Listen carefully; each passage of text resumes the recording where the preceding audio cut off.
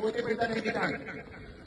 ബസ്സിൽ നിന്ന് ഇറങ്ങി വരുന്ന കുട്ടി ഈ സൈഡിലൂടെ ഇവിടെ ഇറങ്ങി നിൽക്കുമ്പോൾ അതിന്റെ ഉള്ളിൽ ഇരിക്കുന്ന ഡ്രൈവർ ആ കുട്ടിയെ കാണാൻ കഴിയില്ല.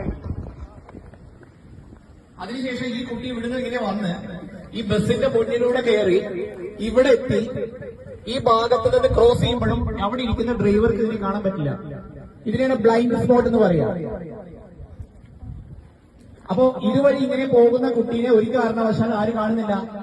ഡ്രൈവർ കാണുന്നില്ല. അപ്പോ ഒരു ബസ്സിന്റെ മുന്നിലൂടെ ജീവിതത്തിൽ ഒരിക്കലും ഇതുപോലെ നിങ്ങൾ ക്രോസ് ചെയ്യാൻ ശ്രമിക്കരുത്.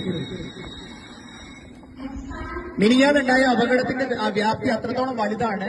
ഡ്രൈവർ കണ്ടില്ല, കുട്ടീനെ ബസ് ഇടിച്ചിടുകയും അതിന്റെ ഫ്രണ്ട് ടയർ കയറി ആ കുട്ടിയുടെ മുകളിൽ കൂടെ കയറി.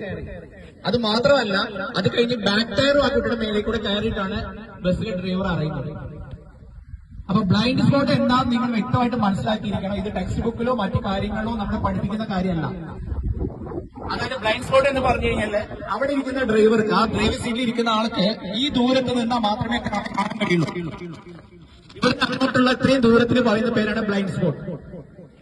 അപ്പോ ഏതെങ്കിലും കാലത്ത് ഏതെങ്കിലും സമയത്ത് ഇതുപോലെ ഒരു ബസ് നിർത്തിയിട്ടിട്ട് അതിന്റെ സൈഡിൽ ഇറങ്ങിയിട്ടുണ്ടെങ്കിൽ ആ ബസ് പോയ ശേഷം മാത്രം ഇടത്തോട്ടും വലത്തോട്ടും നോക്കിയ ശേഷം മാത്രമേ നമ്മൾ റോഡ് ക്രോസ് ചെയ്യാൻ പാടുള്ളൂ.